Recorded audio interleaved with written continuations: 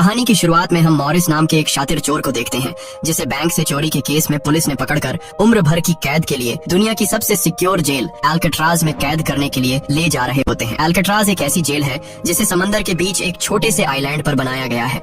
यानी अगर कोई कैदी जेल तोड़कर बाहर भी आता है तब भी वो भाग नहीं सकता, क्योंकि आगे उसका रास्ता पानी रोक लेता है। इसलिए इस जेल को दुनिया का सबसे सिक्योर जेल का दर्जा हासिल था। यहाँ सिर्फ दुनिया के टॉप क्रिमिनल्स को रखा जाता, लेकिन जल्द ही इस जेल का रुतबा मिट्टी में मिलने वाला था, क्योंकि अब इस जेल में एंट्री हो चुकी थी फ्रैंक मॉरिस नाम के एक शातिर चोर की, जो पहले भी कई बार जेल तोड़कर भाग चुका है। लेकिन इस बार मॉरिस थोड़ा घबरा गया, क्योंकि ये जेल बहुत ही ज्यादा सिक्योर थी। मगर मॉरिस को यहाँ अपनी पूरी जिंदगी बिल्कुल भी नहीं बितानी थी। वो जल्द से जल्द इस जेल से भागना चाहता था। जेल में एंटर होते ही मॉरिस भाग जाने का सोचने लगा। मॉरिस को सर से पांव तक फुल चेकिंग करके उसे एक सेल में लॉक किया जाता है। एक गार्ड आकर मॉरिस से कहता है, वेलकम टू अल्काट्राज, और यहाँ से होती है असली कहानी शुरू। तभी अचानक एक बेल बजती है और सभी सेल के गेट्स ऑटोमेटिकली खुल जाते हैं। अफसर कैदियों को बाहर बुलाते हैं। इस जेल का डिसिप्लिन भी बहुत सख्त है। कैदियों को साफ सफाई और अपने टाइम पर सेल में जाने के रूल्स को फॉलो करना होता है। सब एक जैसा यूनिफॉर्म पहनकर लाइन में ब्रेकफास्ट खाने आ जाते हैं। मॉरिस के सामने लिटमस नाम का एक कैदी होता है। मॉरिस पूछता है कि मुझे तो कांटा ही नहीं मिला, अब मैं नूडल्स कैसे खाऊंगा? लिटमस उसे कहता है, अबे ये तेरा घर नहीं है, जो तुझे मिला है उसे चुपचाप खा ले। तभी वुल्फ नाम का एक खतरनाक कैदी मॉरिस को चिढ़ाने लग जाता है। वुल्फ से जेल में हर एक कैदी तंग था। वो यहाँ हर एक कैदी पर अपनी मनमानी चलाता था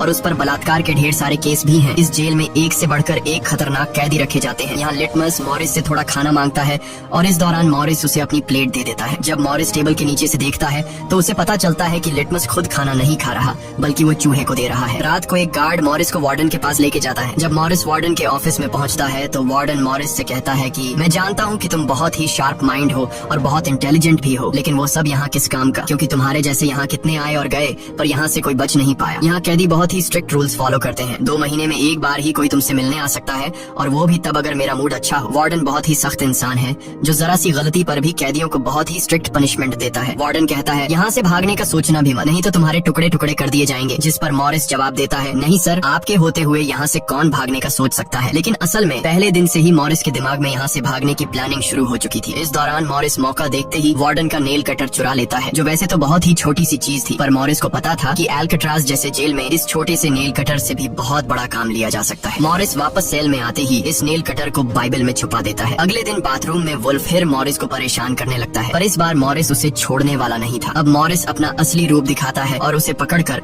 उसकी खूब धुलाई करता है। वुल्फ को पीटने के बाद अब मॉरिस का पूरे जेल में एक अलग रुतबा बन गया। हर कोई मॉरिस से डरने लगा। इसके बाद मॉरिस को लाइब्रेरी में काम दिया जाता है। वहाँ इंग्लिश नाम के एक आदमी से उसकी मुलाकात हो जाती है। वो इस जेल का सीनियर कैदी है। इंग्लिश को भी 2 आदमियों के कत्ल की वजह से उम्र भर की कैद सुनाई गई थी। उसने इस जेल में अपनी आधी जिंदगी गुजार दी थी। वो इस जेल के चप्पे चप्पे से वाकिफ है। उसे जेल की हर बात की खबर रहती है। उसे यह भी पता होता है कि आज सुबह मॉरिस और वुल्फ की लड़ाई हुई थी। वो मॉरिस को कुछ किताबें देता है, जिन्हें मॉरिस को हर एक कैदी के सेल में पहुंचाना होता है। अगले सीन में खुले जगह को दिखाते हैं, जहाँ कैदी कोई न कोई गेम खेल रहे होते हैं। तभी वो डॉक नाम का एक आर्टिस्ट से मिलता है, जो खुद की पेंटिंग बना रहा होता है। डॉक एकदम सीधा साधा और डिसेंट इंसान है, जो कई सालों से यहाँ सजा काट रहा है। उसे पेंटिंग करने का बहुत ही शौक था और अपना ज्यादातर वक्त वो पेंटिंग में ही लगाता। डॉक का कहना था कि अल्काट्राज जैसी जेल में कोई भी पागल हो सकता है, पर उसकी पेंटिंग की वजह से अब तक उसका दिमाग नॉर्मली चल रहा है। मॉरिस डॉक से पूछता है कि इस पेंटिंग में ये फूल क्यों बना के रखा हुआ है, तुम्हारी शर्ट में ऐसा तो कुछ नहीं। डॉक कहता है कि यह मेरी खुशी है, जो सिर्फ पेंटिंग में है, मेरे मन में नहीं। उसके बाद मॉरिस जब अपने दाईं तरफ देखता है तो उसे ऊपर इंग्लिश दिखाई देता है। मॉरिस इंग्लिश की तरफ जाता है। जब मॉरिस उसके करीब जाता है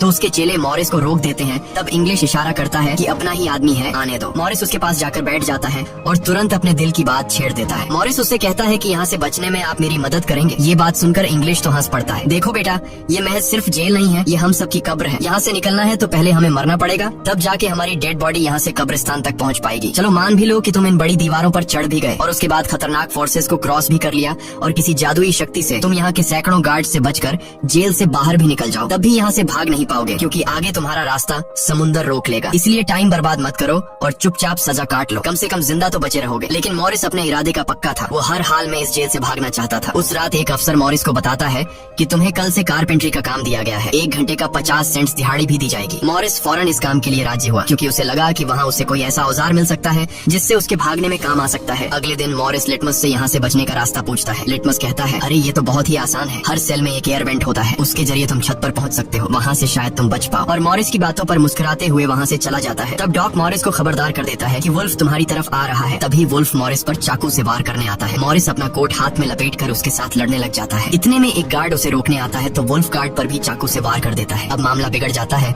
और वॉच टावर का गार्ड शूट करने लगता है। तब जाकर मॉरिस और वुल्फ लड़ना बंद करते हैं। मॉरिस को पता नहीं था कि वॉच टावर पर भी एक गार्ड है। वो अब एक एक करके इस जेल की हर बात को नोटिस करने लग जाता है। मॉरिस और वुल्फ को गार्ड्स डी ब्लॉक में ले जाते हैं, जहाँ रात भर कैदियों को अंधेरे में रखकर टॉर्चर किया जाता है। ये एक ऐसा सेल था जहाँ कोई भी कैदी नहीं जाना चाहता था। जाने से पहले वुल्फ मॉरिस को धमकाता है कि बेटा तेरी मौत तो मेरे हाथों होगी। उस रात मॉरिस को तरह तरह के टॉर्चर्स सहने पड़ जाते हैं, जिससे उसकी हालत काफी खराब हो जाती है। 2 हफ्ते तक इस अंधेरे वाले सेल में रहने के बाद उसे वापस उसके सेल में लेके आते हैं, जहाँ लिटमस अपने पालतू चूहे से मॉरिस को एक नोट भेजता है जिसमें लिखा होता है वेलकम बैक मॉरिस। एक दिन चार्ली नाम का एक नया कैदी आता है जिसे मॉरिस के पास वाले सेल में रखा जाता है। मॉरिस और चार्ली में जल्दी दोस्ती हो जाती है। मॉरिस फिर उसे अपने दूसरे दोस्तों से भी मिलवाता है। उसी समय वार्डन बिना किसी को बताए हर एक कैदी के सेल को चेक करता है। जब वो डॉग के सेल में जाता है तो डॉग के सेल में उसके बनाए हुए कई पेंटिंग्स होते हैं। वार्डन हैरान रह जाता है कि दिन ब दिन उसकी पेंटिंग तो बढ़ती जा रही है। डॉग ने वार्डन की पेंटिंग भी बना के रखी होती है। उसे देखकर वार्डन मुस्कुराने लग जाता है, लेकिन पता नहीं क्यों अगले दिन वार्डन डॉग के सेल में बनाई गई सभी पेंटिंग्स को बाहर फेंकने का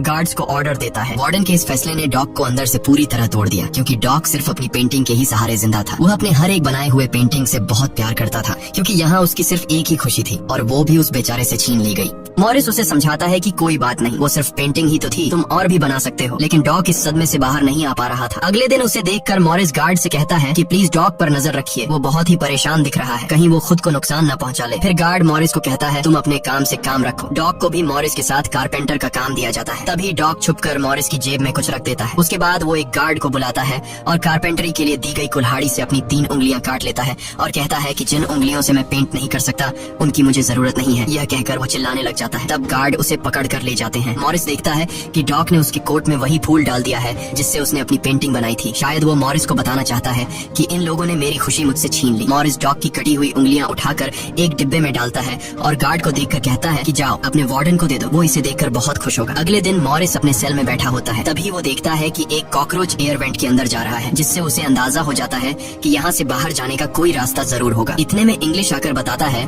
कि डॉग ने खुद की उंगलियां इसलिए काटी क्योंकि उसे पेंटिंग करने की परमिशन रद्द कर दी गई थी, इसीलिए उसने तंग होकर अपनी उंगलियां काट ली। यह जानकर मॉरिस को बहुत गुस्सा आता है। अगले दिन डाइनिंग हॉल में वार्डन मॉरिस से पूछता है कि तुम इस डॉग को इतना सपोर्ट क्यों कर रहे हो। वह कहता है ऐसा कुछ नहीं है। ये कहकर मॉरिस वापस टेबल पर जाकर बैठ जाता है। वहाँ उसकी मुलाकात 2 भाइयों जॉन और क्लैरेंस से होती है, पर मॉरिस उनसे ऐसे बात करता है जैसे वह उन्हें पहले से जानता हो। जॉन और क्लैरेंस दरअसल ये दोनों किसी और जेल में मॉरिस के गैंग में थे। जॉन को अब जेल से भागने का काम आसान लगने लगा, क्योंकि ये दोनों भाई मॉरिस की तरह शार्प माइंड थे और अब ये तीनों जेल से भागने की प्लानिंग करने लगे। दोपहर को चार्ली की गर्लफ्रेंड उससे मिलने आती है। दूसरी तरफ इंग्लिश की बेटी उससे मिलने आई होती है। इंग्लिश अपनी बेटी को देखते ही उसकी आंखों में आंसू आ जाते हैं, क्योंकि उसकी बेटी उसकी गैर मौजूदगी में काफी बड़ी हो चुकी थी और इंग्लिश को अपनी बेटी का बचपन न देख पाने का बहुत अफसोस था। दूसरी तरफ चार्ली को उसकी वाइफ बताती है कि तुम्हारी माँ बहुत बीमार है और डॉक्टर कहते हैं कि वह 1-2 महीनों से ज्यादा नहीं बच पाएंगे। ये बात सुनकर अब चार्ली भी अल्काट्राज से भागने का सोचने लगता है और इतने में गार्ड आकर कहता है कि बात करने का समय खत्म हो चुका है। अब चार्ली बहुत परेशान होता है। वह उस रात मॉरिस से कहता है कि अगर तुम यहाँ से भागने का प्लान बनाओ तो मुझे भी शामिल कर लेना। अगले दिन मॉरिस, चार्ली, जॉन और क्लैरेंस की मीटिंग होती है। तब मॉरिस उन्हें बताता है कि हर सेल का एयर वेंट ऊपर छत पर खुलता है और दूसरी बात ये कि ये जगह खारे पानी से भरे समुद्र के बीच है, जिसकी वजह से दीवारें कमजोर हो गई हैं। मेरे पास एक नेल कटर है और मैंने खुदाई पहले से शुरू भी कर दी है। अगर मैं थोड़ा थोड़ा करके खोदूं और एक छोटा सा टनल बनाकर छत पर पहुंच जाऊं तो इस जगह की जांच करने के बाद पता चल जाएगा कि यहाँ से कैसे भागा जा सकता है। जॉन पूछता है कि रात को अगर गार्ड्स को पता चल गया कि तुम अपने सेल में नहीं हो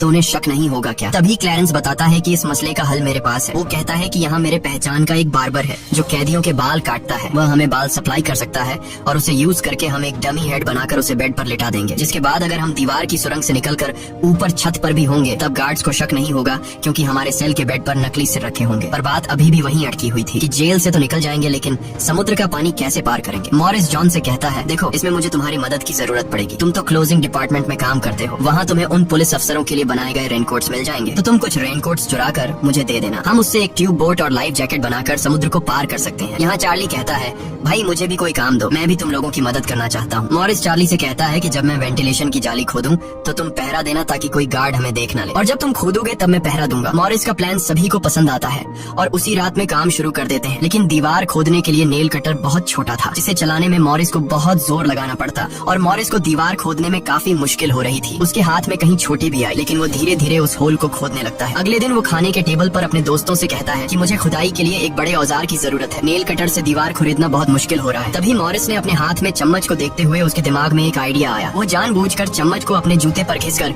उसे गंदा कर देता है। उसके बाद मॉरिस ने गार्ड को बुलाया और कहा कि ये चम्मच गंदा है, मुझे दूसरा चम्मच दो। बाकी लोगों ने भी गार्ड से उनका चम्मच बदलने की रिक्वेस्ट की। गार्ड को इसमें कोई गड़बड़ नहीं लगी और उसने फौरन चम्मच बदलने की इजाजत दे दी। जिसके बाद वह सीधा टेबल की तरफ बढ़ता है जहाँ एक और सिक्योरिटी गार्ड सीट पर बैठा होता है। पर जैसे ही वह टेबल पर रखे हुए चम्मच बदलने लगता है तो जॉन ने वहाँ मौजूद गार्ड को बातों में उलझा लिया, जिसका फायदा उठाते हुए मॉरिस ने एक के बजाय 2 चम्मच उठा लिए और एक को जेब में छुपा कर रख दिया। जिसके बाद वह सीधा अपने सेल में चला जाता है।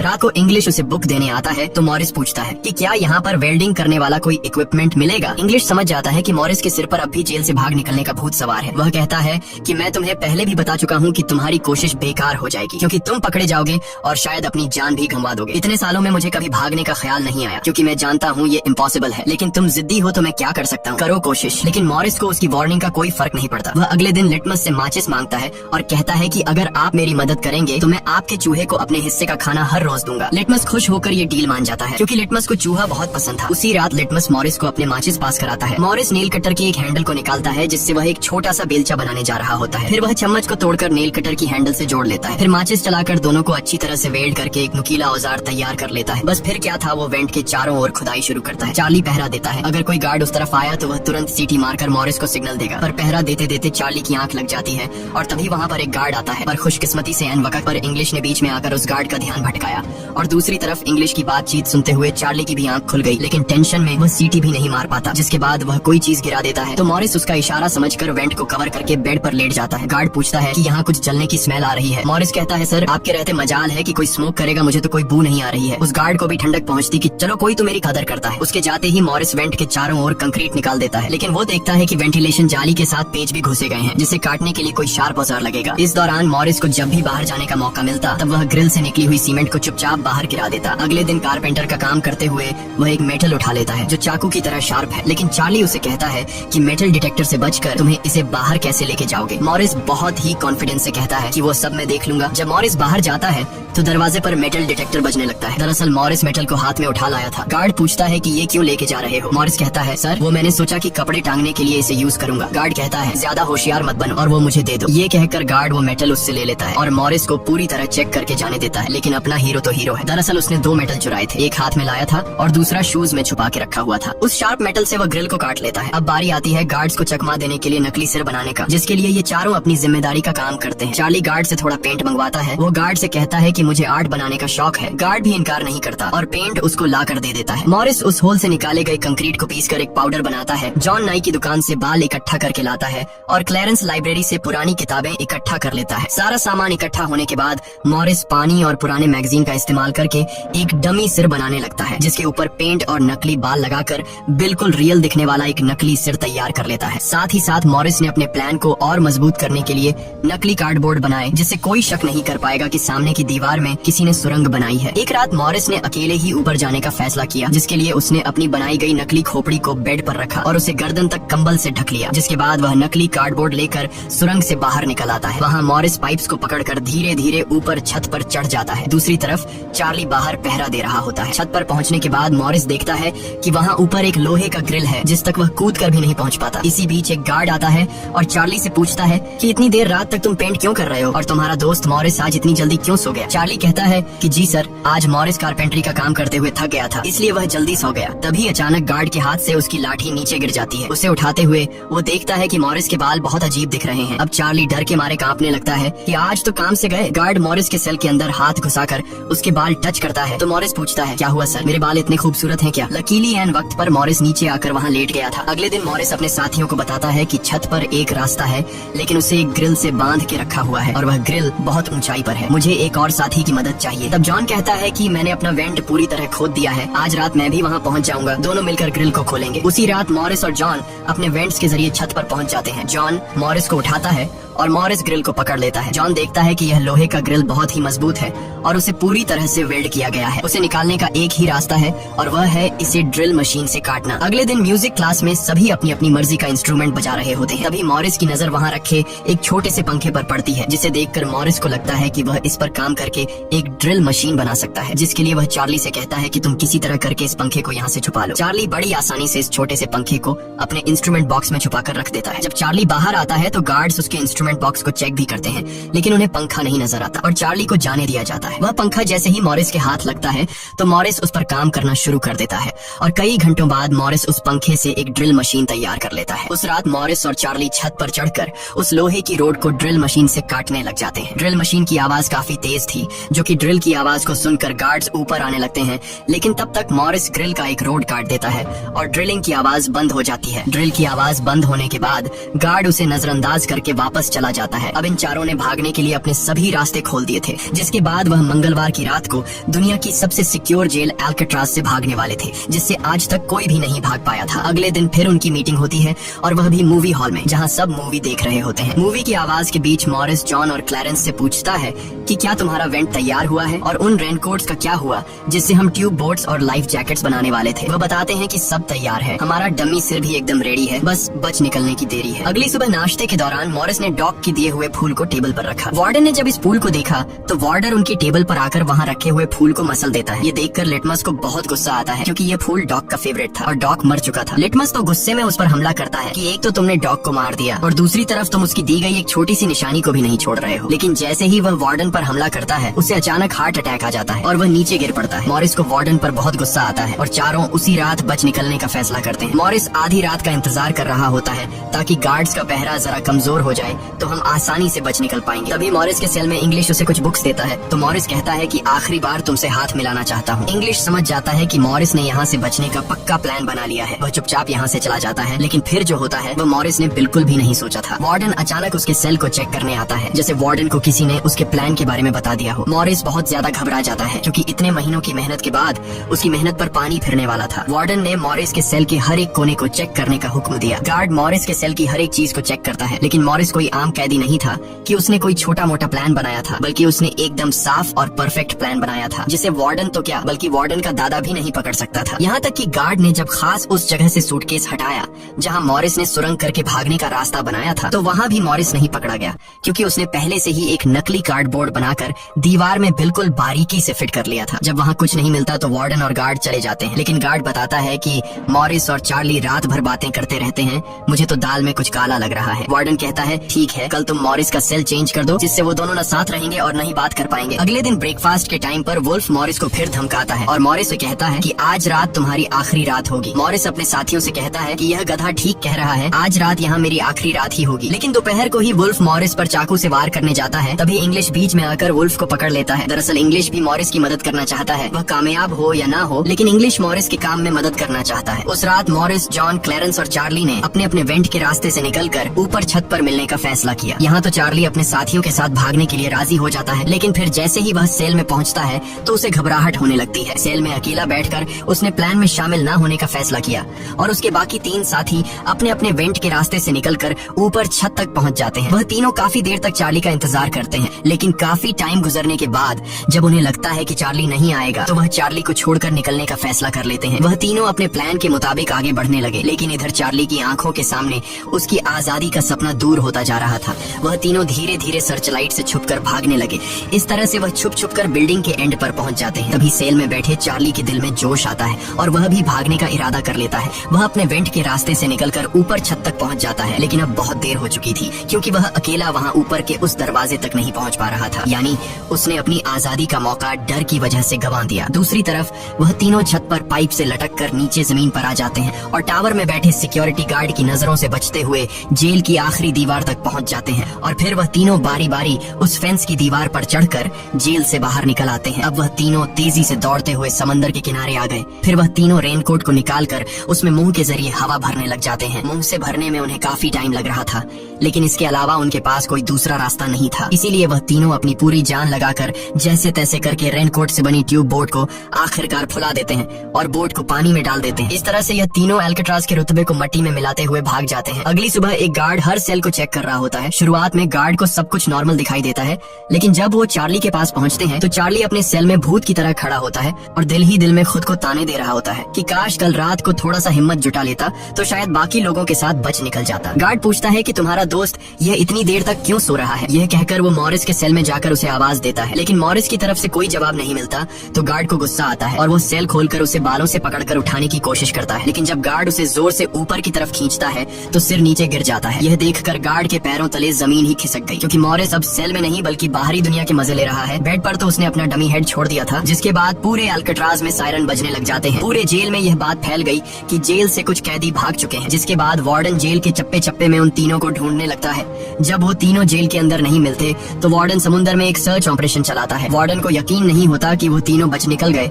उसे लगता है कि जरूर तीनों पानी में मरे होंगे, पर अंदर ही अंदर वार्डन जानता था कि वो तीनों बहुत ही स्ट्रांग थे। उन तीनों ने समुद्र के पानी को पार करके अब आजादी का सांस ले रहे होंगे। वार्डन से हेडक्वार्टर के अफसर सवाल पे सवाल उठा रहे होते हैं, तुम क्या सो रहे थे जब वो तीनों बच निकले। वार्डन बहुत ही टेंशन में होता है, लेकिन तभी वहाँ पर वार्डन को डॉग का वही फेवरेट फूल मिलता है।